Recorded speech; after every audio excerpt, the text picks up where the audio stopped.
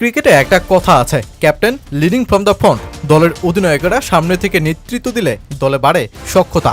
এই যেমন লর্ডসে চলা টেস্ট চ্যাম্পিয়নশিপের ফাইনাল, যারা নিখুঁত চোখে দেখছেন তাদের চোখে ফাস্ট ফরওয়ার্ডিং যে টেস্টে 2 দিনে কত গল্পই তো বন্দী হয়েছে।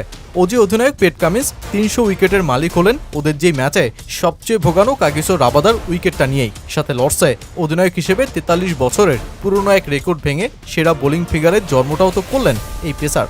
মজার ব্যাপার হলো, কামিন্স 2011 সালে এই দক্ষিণ আফ্রিকার বিপক্ষেই টেস্ট অভিষেকে 7 উইকেট নিয়ে হয়েছিলেন ম্যাচ সেরা ক্রিকেটার। এখানেই কি থেমেছে সব? না, 2 দিন গত হওয়া যেই ম্যাচে পেসারদের ফাইনালে দক্ষিণ আফ্রিকাও তো ছুরি ঘোরালো অজি ব্যাটারদের সামনে। লুঙ্গি এনগিদি, যিনি 10 মাস পর টেস্টে ফিরেই গুড়িয়ে দিলেন অজিদের ব্যাটিং লাইন আপ। তো চলুন লর্ডসের দ্বিতীয় দিনের রোমাঞ্চেই খানিক ডুব দেওয়া যাক।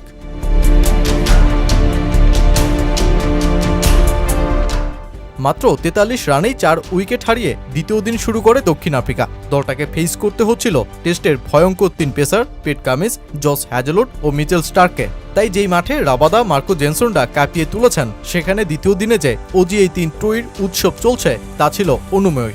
স্টার্ক ও হ্যাজেলউড তুললেন 3টি উইকেট, আর 6 ব্যাটারকে একাই প্যাভিলিয়নে পাঠালেন পেট কামিন্স।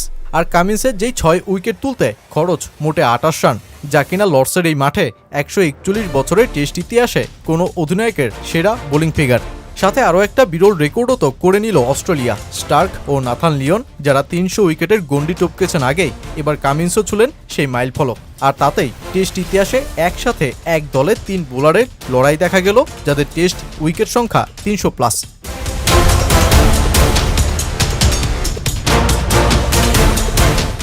টেম্বা ভাবুমা ও ডেভিড ব্যাডিংহ্যামের লড়াই শেষেও দক্ষিণ আফ্রিকাকে থামতে হয় 138 রানে। তাই 74 রানে এগিয়ে থেকে দ্বিতীয় ইনিংস শুরু করে অস্ট্রেলিয়া। কিন্তু এবারও প্রোটিয়া 4 পেসার অজি ইনিংসে লাগালো আগুন। কাগিসো রাবাদা এবারও ওসমান খাজার উইকেট তুলেই ইনিংস শুরু করেন আর তোলেন 3 উইকেট। লুঙ্গি এনগিদি, যিনি প্রথম ইনিংসে নাখোশ করেছেন, তিনি এবার অজি মিডল অর্ডার ধসিয়ে তুললেন 3 উইকেট। 73 রানেই তখন কামিন্সদের নাই 7 উইকেট। কিন্তু তখনও যে শেষ হয়নি চমকটা।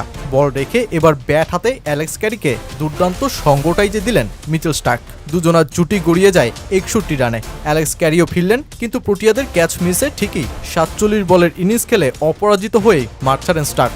আর অস্ট্রেলিয়া 8 উইকেট হারিয়ে 144 রানে শেষ করে দিন।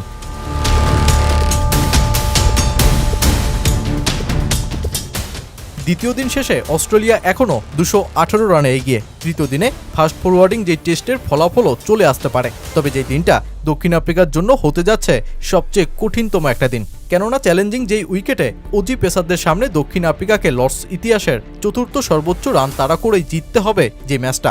2 দিনেই যেখানে গড়িয়েছে 28 উইকেট, সেখানে উইকেটের টিকে থেকে 200+ রানের লক্ষ্য তাড়া করে জেতা যে বড্ড কঠিনই হচ্ছে প্রোটিয়াদের জন্য। কিন্তু যেই গুপ্তধনের তালা যে খুলতেই হবে দলটাকে, নয়তো চোকার শব্দ থেকে কিভাবে নাম মুছবে প্রোটিয়ারা।